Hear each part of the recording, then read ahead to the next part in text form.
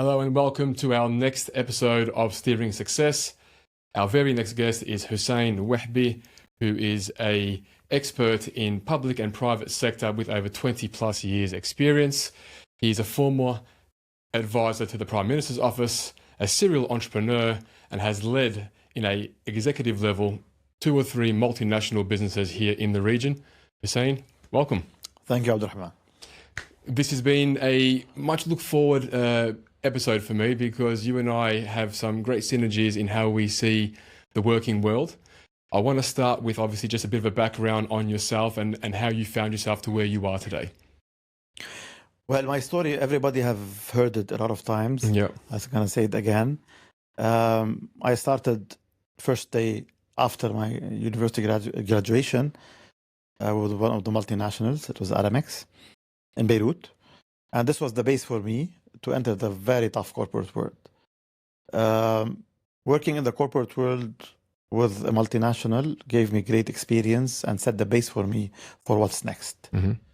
So from Aramex, I moved later on to the government as an advisor and then back to corporate where I led 2 companies. And then I took the very big decision of going into entrepreneurship. Yeah. How did you find that transition? Because many people do speak about you're either a corporate guy or you're an entrepreneur, you're a born entrepreneur, okay? But you've proven that wrong because you've gone from that corporate environment for a very long time and had huge success and then gone into that entrepreneur lifestyle. What was the trigger point for you? And then how do you think you managed that transition?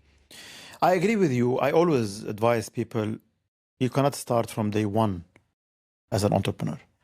You have to get the basics of the business. And the best thing is to start in a corporate, learn how business runs, take the basics, and then you try to venture on your own. Yeah. And by moving from corporate to entrepreneurship, it doesn't mean you're going khalas forever. Yeah. It can be just a journey to test it and try it. You don't succeed, you go back. Because many people think, khalas, I'm an entrepreneur today, I left the corporate, and they start bashing the corporate, which means they close the doors for them to go back. Exactly right. Which is not good. I think entrepreneurship is great. It makes you will explore yourself, your real potential when you work for yourself, when you make money for yourself, but it's not for everybody. No, it's not. And it's nice to hear you say that because my career was quite different as well. That typically in recruitment, people work for smaller boutiques. And then after 5-7 years of some success, they realize they can probably do it on their own. That's why you see a lot of small 2 to 3 man sort of businesses out there in recruitment who have had a little bit of a success working for the larger sort of businesses and realize they can just try and make it on their own. Mine was different. I went into the bigger corporates after 4 or 5 years of working with the boutique agencies, spent probably 10 years in the larger corporates, and I mean the top 3 or 5 globally in the industry, learned everything like yourself that you need to know about the corporate foundations and the business foundations and how to structure a business, and then went back into entrepreneurship where I started then leading and running businesses myself. So I am with you on this, that I think that you need to have some sort of foundation. And I don't think you get that if you're always just building and grafting and scratching on your own as an entrepreneur. So it's pleasing to hear someone else seeing it the way that I see it. And I'll give you an example. You see, even the richest and biggest family businesses today, their next generation, they don't start with the family business. They go into corporate and they work as analysts, they work as consultants, they work small roles to learn.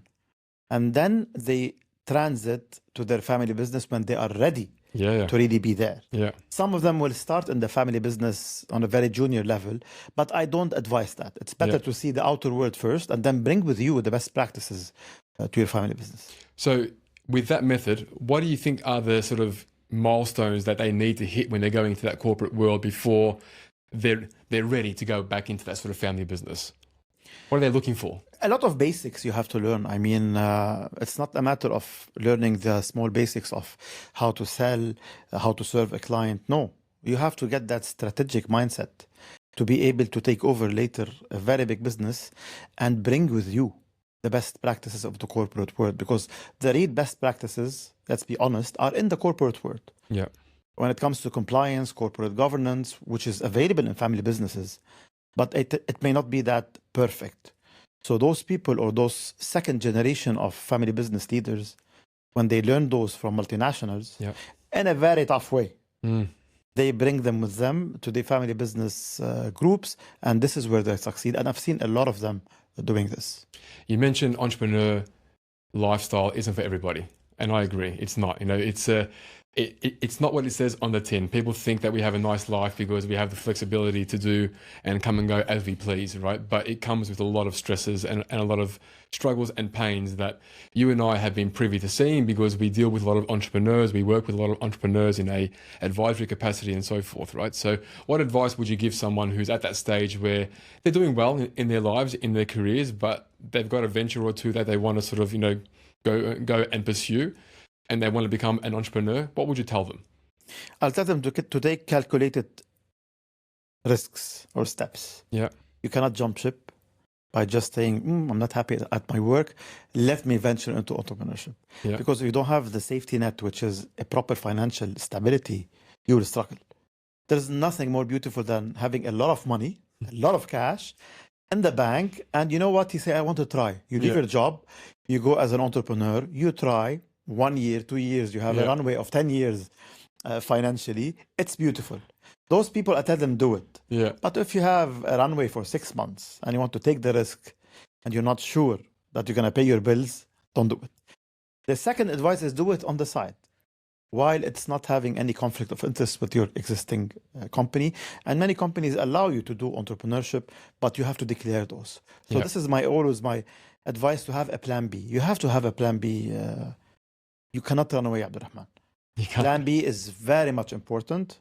Put it on the shelf, put it in the fridge until the time comes. But start building it on the side, not during your working hours because you have to be committed to your existing employer. Yeah. During your free time, instead of watching Netflix, it's okay to work on your startup and start building it. Yeah.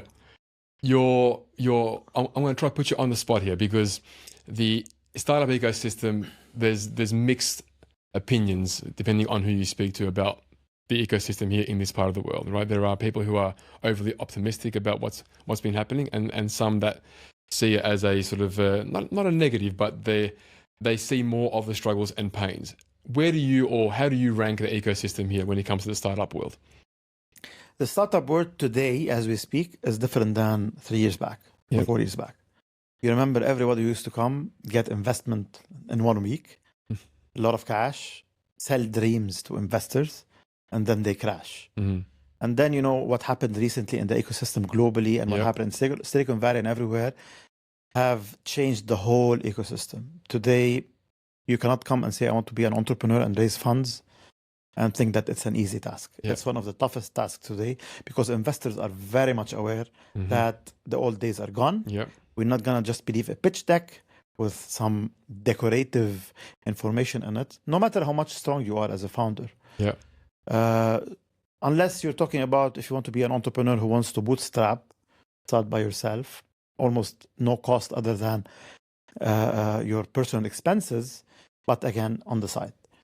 I think the ecosystem today needs a lot of support and a lot of boost again, because I see a lot of startups, super ones, but they're struggling. Yeah. They're struggling to fundraise, they're struggling to scale up and grow. That's frustrating though, right? Because like you know the founders are good founders. Yes. They're good operators.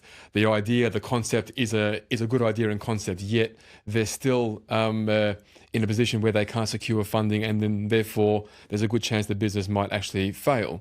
Like, what can we do as an ecosystem to try and, not let that happen? Number one, we have to go out of the mindset that investing today is only in crypto, Web3, Yeah. and technology. Yeah. Because this is the mindset. Everybody wants to invest in those. Yeah. You still have those basic great ideas that are filling a lot of gaps. And it's okay if you are copying those and making them much better. Yeah. But nobody is interested in those. They want to see tech in your pitch deck. And I've seen this a lot recently. If you're not a tech company, your chances are very low.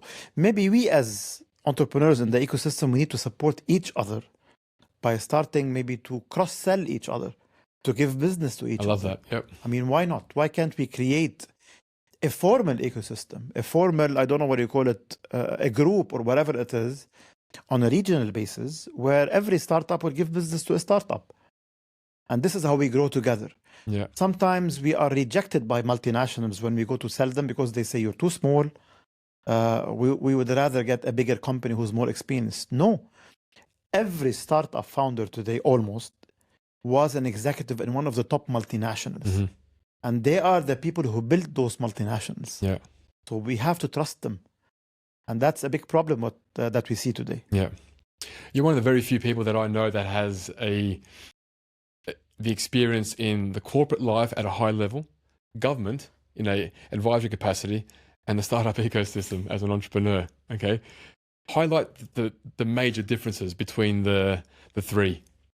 Each one of them has its own benefits Yeah. and challenges. Yeah. Starting with the corporate, I mean, all my experience and all the meat on my shoulders, as they say, is from the corporate. Yeah.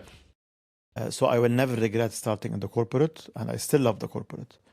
But in the corporate world, unfortunately, what we lack today is the entrepreneurship spirit and the startup mindset within a big corporate. Yeah. Because this is how they can become more resilient and avoid being cannibalized by a small startup that comes with a big idea and eats them alive. Yeah. Government is a great experience. For me, it was one of the best because I learned, first of all, how the government functions. And I saw how you can really make big things by public-private sector partnerships. Especially in this government, right, where they are quite sort of ambitious and in the innovative. UAE in specific, because my experience with the UAE government, and I found that they are 10 steps ahead of the private sector. I used to see it. Wow. In the mindset and the way they think, where they want to reach, and believe it or not, in the speed of making decisions. Wow. Yes, I used to take approvals on some maybe innovative ideas or some initiatives. We call them their mubadarat in Arabic. Yeah. Very fast. And sometimes it doesn't take more than one day. Go ahead, because they see the vision that you have. Yeah. It aligns with the country's vision, and it's a great idea. In the corporate, you will need 7 and 10 approvals that may take 6 and 10 months. Yeah. So that's what I found really while working with the government. And this is why today you can see the UAE government is really ahead definitely. of other regions in specific. But the startup, going to the startup, working in the corporate and working in the government makes you a perfect founder for a startup business. Because you bring the corporate mindset while not bringing the rigid mindset. Mm-hmm. And everything you struggled in the corporate world, you will not do it in your own startup. Yeah. While understanding the government and the regulations and how you really can go inside the government and provide your services and solutions by not showing that I'm a small company which doesn't exist, you know? Yeah. So there's always a benefit by having these 3 journeys or milestones in your experience. So how do you nurture that entrepreneur mindset that's inside a corporate business? So if you're a corporate leader and then you identify certain individuals that have that sort of flavor, that charisma about them that can change your corporate landscape for you from within, but the business is just so rigid, like you say, or it takes a long time to get things done because of all the red tape. How do you as a corporate leader try and encourage that entrepreneurism in individuals in your business? First, it depends on you as the captain of the ship and the leader. You can never create a startup or entrepreneurial mindset if the leadership is old-fashioned. Mm-hmm. I'm not talking about age, because age is a number. It's a mindset. Many of them today, unfortunately, they don't want to hear about entrepreneurship. They don't want to hear about innovation. Forget about technology. We've been doing this all our lives, and we're still successful. Yeah. But those are the people who will crash suddenly when they get disrupted by an entrepreneurial startup who comes and does whatever they're doing since 20 years better than them. Yeah. So the best thing is to create an intrapreneurship mindset first within the organization. And I've seen that, and I've created that with other leaders in many companies where people start first as intrapreneurs. So you give them the freedom to innovate, to be creative, to make mistakes, to come up with ideas. Don't block them when they come with new ideas that will take the business to the next level. The biggest red word or red line when you hear we've been always doing it this way. It doesn't work. Yeah.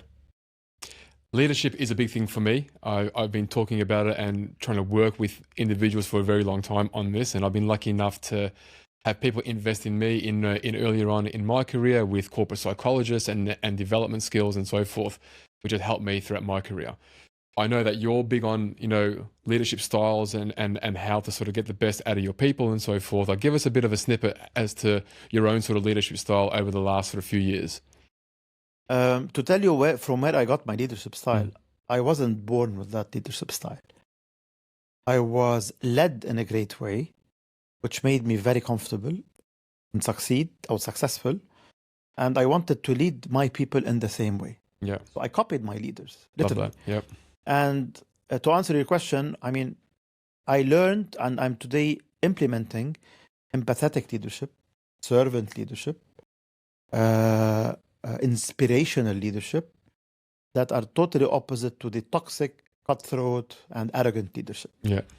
You can drive people to perform 10 times better by being an empathetic leader without compromising on accountability. So if you are good with your people and there's accountability and it's all about performance and you give them freedom and empowerment, they will do it for you, not for the company. Yeah, 100%. I mean, everybody who worked for me, I'm proud to say that many of them really, you felt that they're working for Hussein, not for the brand. Yeah. And this is where I put a post a couple of days back that when you leave, they want to go with you. Yeah. And we tell them, no, this is your brand, your company. They say, no, for us, we want to work with you as a leader. You've read the sheet here. It's one of my questions that I was going to ask you. Okay. Your most recent post, because I saw that and I resonated with that because there are people that I've had that have come along the way with me. Along my journey that I'm eternally grateful for, right? But like hearing someone else say it as well, and it is true. And when we place people in roles, just say it's a head of product or a head of engineering, if that person doesn't have product managers or software engineers that come along with them, then I'm concerned about that person's leadership, because surely they have one or two software engineers as a head of engineering that will want to say, I'm coming with you, boss, because I want to go where you're going. So I could resonate with your post. Yeah, definitely. So, okay. So what was the pivotal moment for you? Leadership aside, I'm noticing over the last 2-3 years, a lot of content around the human side and the people side. And this is where you and I can really dig a lot deeper into this, because anyone who reads anything that I post, and I definitely don't get as many engagements as what you do on LinkedIn, but I put a lot of content out there when it comes to the human side. If you watch any of the episodes in the previous episodes for this podcast, I'm speaking a lot about the human element in business and how that's the most important thing, and that the people in the business will drive success, not the actual brand or anything else, right? What was the trigger for you to make you sort of really focus towards that sort of people side of business?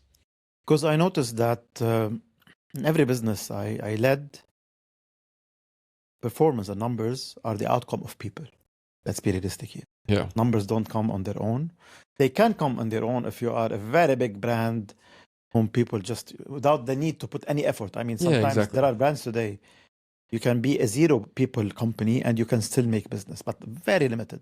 I'm buying an iPhone not because of the salesperson in the Apple store. Exactly. Not even the after sales, because you may not need it. We're not doing a promotion, but it's just an example. Yeah. But I noticed also that people today, they are the most valuable asset for you. Yeah. Let's be very realistic. Assets depreciate, people appreciate. Assets lose their value. People gain their value with more knowledge and experience every year. Their value goes up. Yeah. Assets get, after 5 or 6 years, you throw them, khalas, because they have a life cycle. Yeah. No, people even get better, and they tell you they're getting old. They get even more mature and better to add value.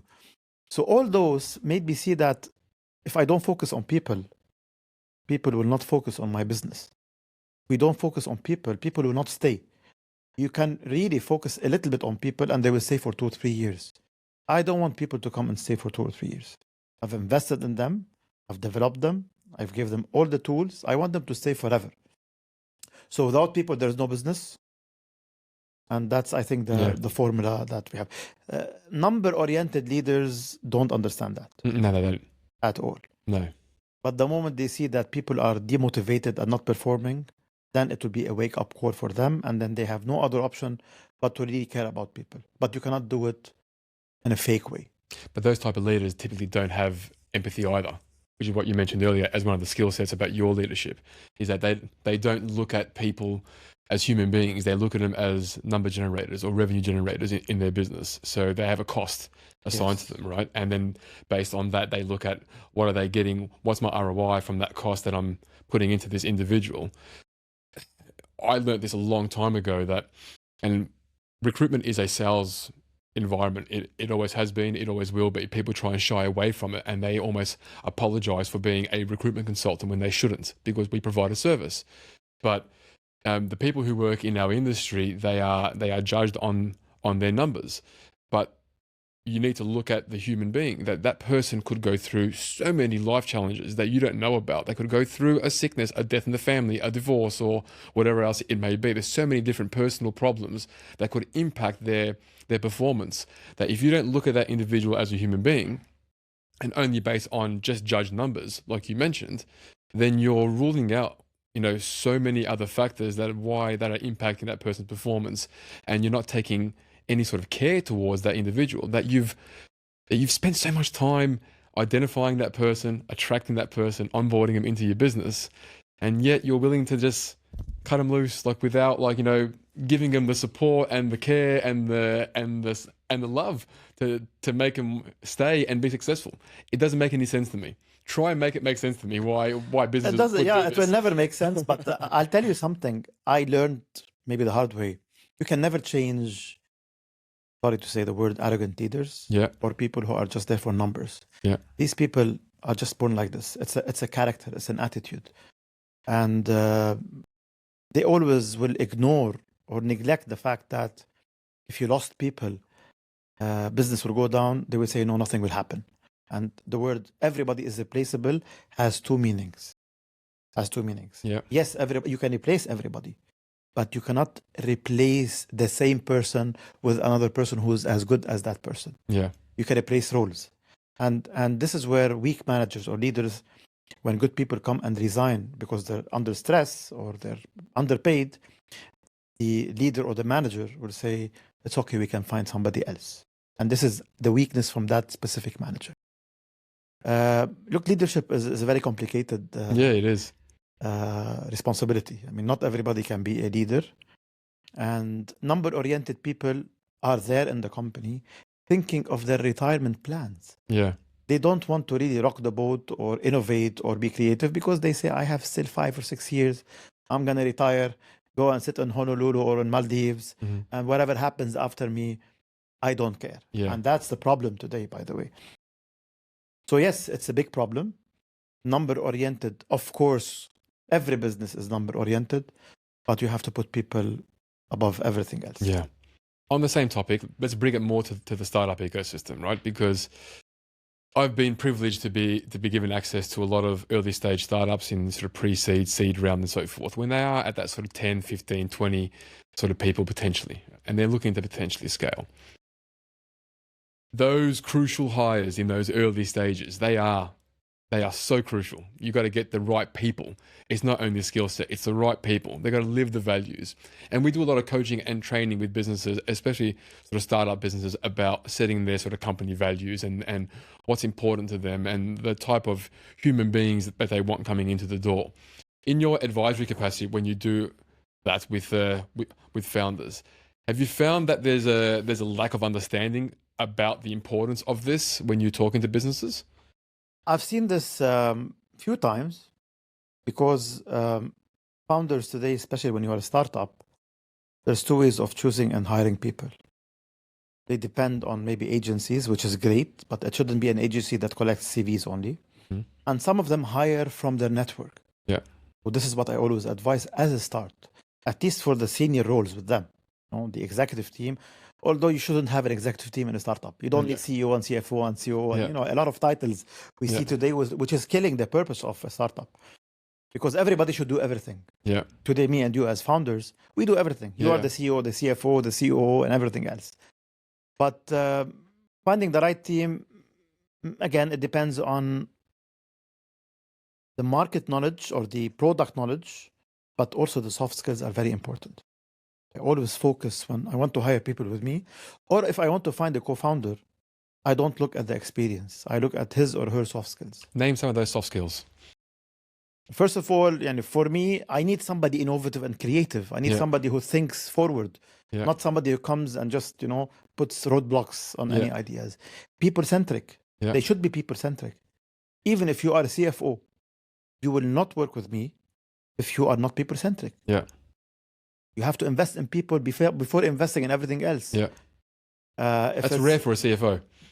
You have a lot, by the way. Yeah. I have a lot. There If are. you want to There place are, anyone, yes. Yeah. let me know. I have a lot of them. No, there's a lot We'll of do them. some deals, don't worry. Well, there's a lot of them, by the way, but they're hidden. Yeah, They're they not are. seen. They are. They're smashed, because they are given the task to calculate and crunch numbers. Exactly. Yeah. Whereby these CFOs can become CEOs, by the way. Yeah. Of course, they should. And other than this, even when you hire in a startup an operations head or a COO, he or she should be customer-centric and people-centric as well. Because in the corporate, Abdurrahman, there's a big problem.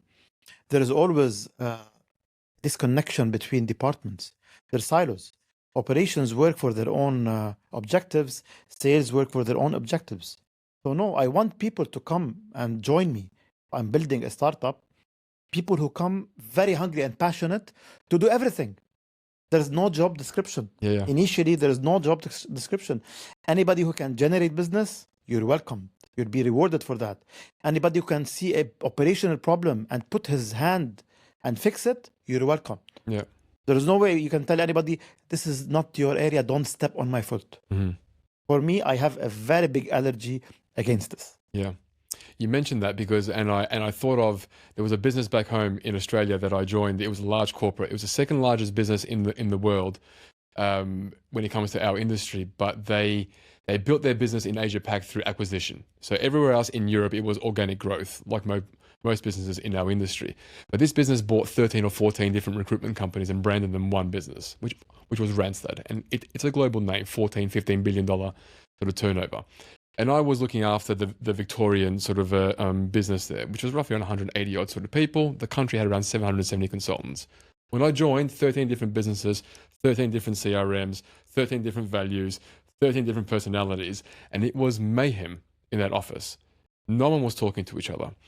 We were working with businesses, like large multinational businesses, and no one was even thinking about, if I was doing sales and marketing recruitment in that business, to bring in the people who were doing IT recruitment, to bring in the people who were doing office support, to bring in the people who were doing other engineering or anything else for that matter.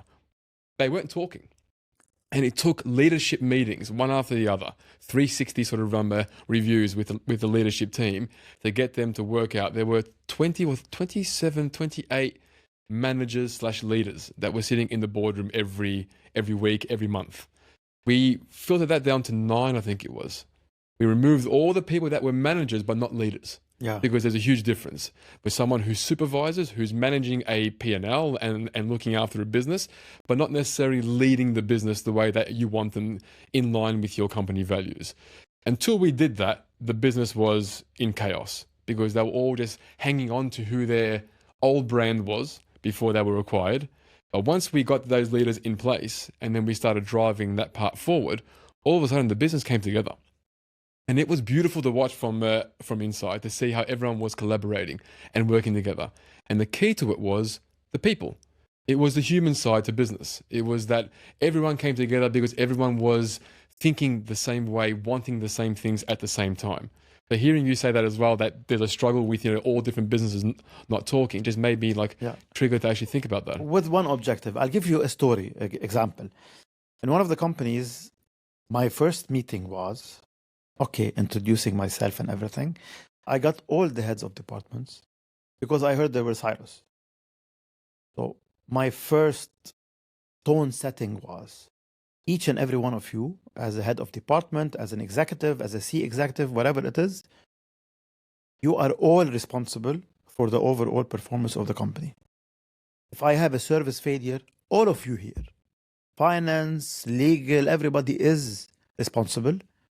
So this made them all insist always on working together. Yeah. Because if a service failure happens, I'm telling you from a CEO perspective, You go and investigate why it happened. Because we were not allowed to recruit more customer service agents. Why? Because finance said no budget. But finance, you know, that culture that if you need to invest more in people, you come to me, I'll give you the approval. Yeah. Or if the sales lose an account because the legal team took a lot of time because they have bureaucracy in approving the contract and providing the right contracts to sign before competition take it. So I lost the business, not because of the salesperson, because let's say of the legal. So when I told them these stories, everybody started now to consider that, you know what, this guy is right. Everybody has a responsibility towards one specific goal, which is growing the business, maintaining our clients, and retaining our people. Yeah. That's why I never allow something called limitation to a job description. If anybody tells me this is not my job, Horrible. it's horrible. What a horrible line to hear. It's a very bad thing. Some of them will come and tell you, Wallahi, you have to pay me more to do that. You know what? I may pay him or her more, but they lose all my trust when it comes to taking those people to the next level, because I don't want such people. And I worked in a culture and a couple of companies where we used to do everything. Yeah. And we were allowed to do everything. I was going to say, it's because you would go above and beyond your so-called JD just because you want to get the job done and be successful, and you would expect people to be the same. Yes, exactly. Yeah. Look, and I'm the same as well. You know, there has to be an element of trust between the employee and the employer. And once they start asking for more money, no matter how they ask for it, to do a little bit extra, all of a sudden you're thinking you don't share the vision that we share, and you don't believe in what we're trying to achieve because you're here collecting a paycheck.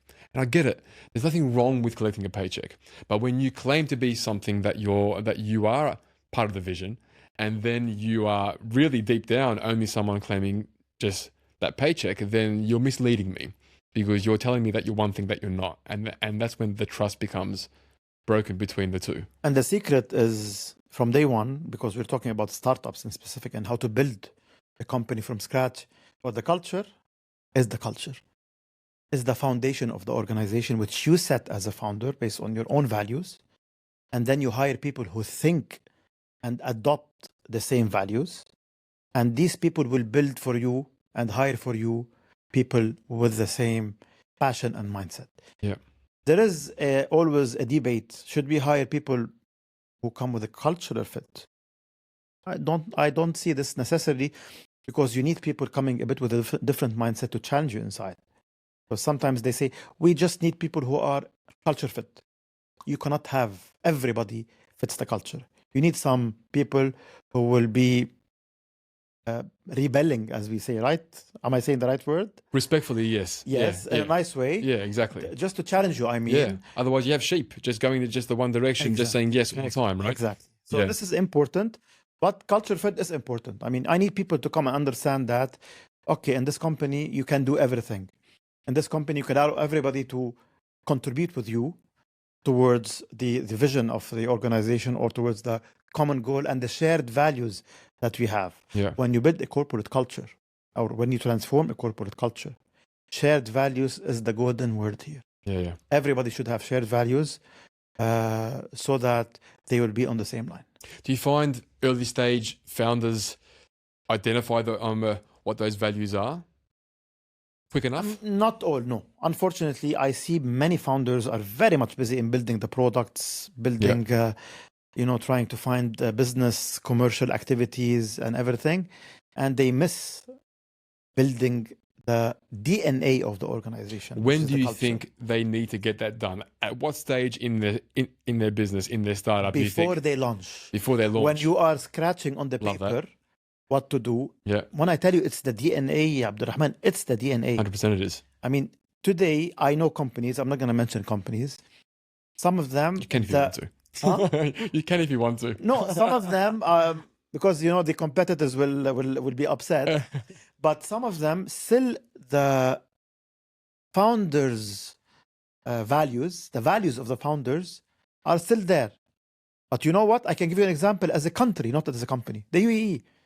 Today, the founder, the values of يعني الله يرحمه الشيخ زايد, are still there. Yeah, they are. You know, the roots are still there. Yeah. So all the generations of leaders today leading are still going back to those, Yeah. the basics. And they refer to them as well. Of course. Yeah. Of course. It's not just natural. They actually refer to them. They acknowledge it. 100%. Yeah. So it's becoming like the holy book Yeah. of how things will have to move for the next 1,000 years. Yeah. But why don't we do this in companies?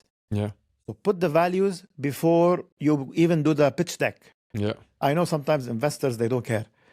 They prefer to see numbers, the scalability, TAM, SAM, No, total addressable market, how you will grow. Yeah. They rarely look at the culture. Yeah. So this message today, me and you, is for investors to even look and question founders. What kind of culture are you building from scratch? 100%. Definitely. On that, you share a lot of content on LinkedIn, okay? And I'm always watching the videos. I'm always trying to engage as much as possible. I told you off air that I've started to do this the last probably 6-12 months now, and I'm enjoying it. You know, it's almost like a full-time job. You got to think of, you know, what you want to write about or speak about, and so forth. When did you start? What made you think, you know what, I'm going to start doing this? Because it's not for everybody. And you mentioned again off camera as well that being in front of a camera, being with a microphone in front of your face wasn't something that you were always comfortable with at the start. So what changed for you? I've been on LinkedIn, I think, if I'm not mistaken, since 2009. And yes, I thought it was like any other, like Facebook and any other platform where you just go and say good morning, having coffee and everything else. It took me time to learn about it. Yeah. But then, and yes, I was a very shy guy. I Can't didn't believe like this. camera. I didn't like camera. I didn't like even to present a presentation. I used to freak out. And there's one of the videos I put once which shows my before and after. Yeah. But with time, I started to practice myself. I mean, when I said, why am I afraid? Why should be I afraid from people? Mm. I have always a very important saying, the maximum that can happen is nothing. Mm. Okay, people will not like you. I'm not there for people to like me. Yeah. I'm there to add value to people, Yeah. to grow my network, to bring people to me, and then it can be a win-win for everyone. So I started to put content, every day. Literally, if you go to my LinkedIn, Yeah. I barely spare a day Yeah. for the past maybe 12, 13 years. You You said enjoy it? something, huh? Do you enjoy it? I love it. It Yeah. became part of my life Yeah. because my virtual office is LinkedIn. Yeah. My open house, where people visit me every day, they Yeah. come to your profile, they connect with you, is LinkedIn. Yeah. And I always tell people, if you miss on LinkedIn, you're missing on a very big opportunity. Absolutely. Whatever you achieve online through this platform, you cannot achieve it offline for maybe 10 years. The access to millions of people with one click, with one post, with one engagement is incredible. Yeah. So keep your momentum, never stop. Yeah. Yeah. It's never about likes, Abdurrahman. And there's one question which people always ask me, why do I disable comments for followers? My comments usually are only enabled for connections. Yeah. There is a lot of reasons, okay, because sometimes many people jump on your post for irrelevant topics. Some people want to just sell you a product or tell you to answer this or whatever it is, which really kills the purpose of the post. I never post anything and go and see, wow, how many likes I got, Yeah. or how many comments. And by the way, when you disable comments, people say that it will kill the algorithm, which means less comments, less engagements. No, I had posts with comments disabled completely. And you know why I disable comments? Because I don't want people to get distracted with the comments, and the trolls that sometimes happen. Yeah. Yeah. My purpose on posting on LinkedIn is to deliver a message, And for them to read share your content. knowledge, Yeah. Yeah. share experience, and let people benefit from the body of the content. Forget about the comments. So it's okay to do whatever you are comfortable in doing. There's no golden rule here, as long as you keep away the toxic people from you. And I find that as well. There are people that sometimes just come onto your post, and they've done it with me even recently, and they'll write something, and I just ask myself, what are you doing? What are you doing with your life that you want to come onto someone else's post and just write something? I mean, LinkedIn has come a long way because it wasn't always like this. Like the videos that you share, the videos that other people are sharing now, I've started to share myself. It wasn't like this probably 3 years ago. Personable sort of content was almost like frowned upon on LinkedIn. Showing families, showing loved ones, was just like, keep it on Facebook, keep it on the other social channels. LinkedIn now, it's the human side, right? People want to see the human side of the individual, of the businesses. So you need to show them that you are human, right? And that's what we see. And we spoke about it earlier. When you're in your car and you're filming and you are putting that 1 or 2 minute video of whatever topic it is, people are typically engaged because it's like something's triggered this for you to want to share this. I want to hear what it is. Yeah. And that's what it is, right? For you as a person who's sharing the content. Is that what it is? It's spontaneous. It comes spontaneously as an idea or something that may happen with others, maybe, Many people post about themselves, like, let's say, negative situations, which I don't really advise. I mean, people don't want negative things. And if you're talking about something that happened with you at work, your boss and your employees will understand that. Yeah. So it's not good to reflect an indirect negative message publicly about something which is affecting you. Yeah. But talking about this today, you spoke about authenticity and good content. Unfortunately, there's a lot of people who are not writing their own posts. Yeah. Look, there is a topic called ghostwriting, which is a great thing. There are great ghostwriters. I know them by name. What they do is they work on your grammar, they work on the structure of your post, your tone of voice, on your tone of voice. Yeah. But they don't write a top post which you don't see. Yeah. Unfortunately, there's a lot of people today, and people know them, and they are failing. Yeah. They outsource to people to write anything, just post on my account. I'm not going to see it. And then when you sit with that person, good post, which post? Yeah. The one that you put yesterday. Yeah. Okay. This is not good. This kills your authentic approach. And if there's any excuse that you don't have time because you said something wrong, I challenge you on this. Yeah. You said it's a full-time job. No. LinkedIn or any post is something that happens with you every single day. You just need to draft it in words after dinner with a cup of coffee. Yeah. It takes you 10, 15, 30 minutes. Yeah. Next day, you just put it. So it's not an excuse. Yeah. And again, I always say this. People thought that I live and sleep on LinkedIn. No. Any post. Well, you've got like 10 million followers, whatever it is. I don't think. Perspective. It takes me 10 minutes to put a post because I download my ideas, I structure them, and I put them. Simple as that. I don't think twice. Do you enjoy the videos more than actually writing it down? I like videos more, because during in the video you deliver the message more loudly, and more transparently. But again, you have to diversify. You just cannot put everyday videos. People will get bored from you. Yeah. You have to put sometimes pictures, videos, but don't put articles. Yeah. Articles means don't take an article from the internet, put it as a title, and just think that people will engage on that. They can read it everywhere else. You mentioned being authentic. I was on someone else's podcast probably 4 or 5 months ago in the UK, and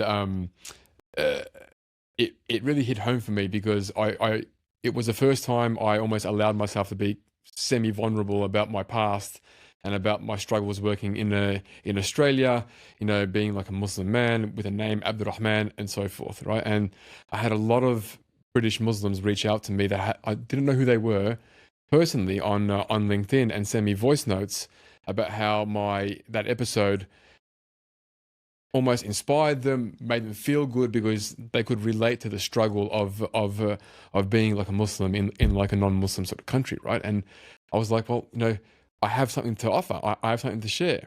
And then couple that with my experience of 20 plus years in recruitment. I mean, we're privy to a lot of information with companies and with people, right? Because we talk to candidates all the time. We talk to companies all the time.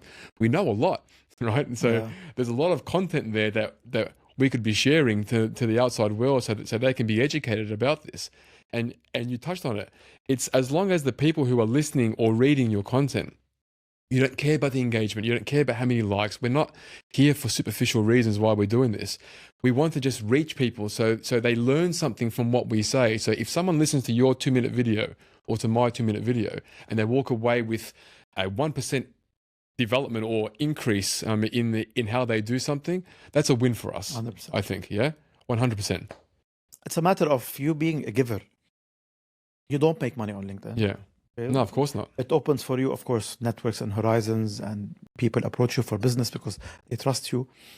But you're not monetizing. So the number of likes and engagements doesn't really matter. And that's why when people come and just tell others that, oh, we'll write for you and you will get million likes, that's wrong. Yeah. Again, I'm with ghostwriters. I know great ones who are professional. They make you professional. And these people are worth to work with. But you can never outsource your passion. You can never outsource your thought leadership. Yeah, exactly. Keep this in mind. Yeah, exactly. Thought leadership is you, not somebody who does it on your behalf and gets your approval. We're going to use that as a snippet for Of this course. episode, 100%. It's a fact, you know? Yeah, 100%. Hussein, thank you so much. I know you are a very, very busy man. Thank you so much for taking the time to come and talk to me today. I've loved this episode. This has been fantastic. Thank you. Pleasure. I really enjoyed these inspiring discussions with you. Brilliant. Thanks, Hussein. Thank you.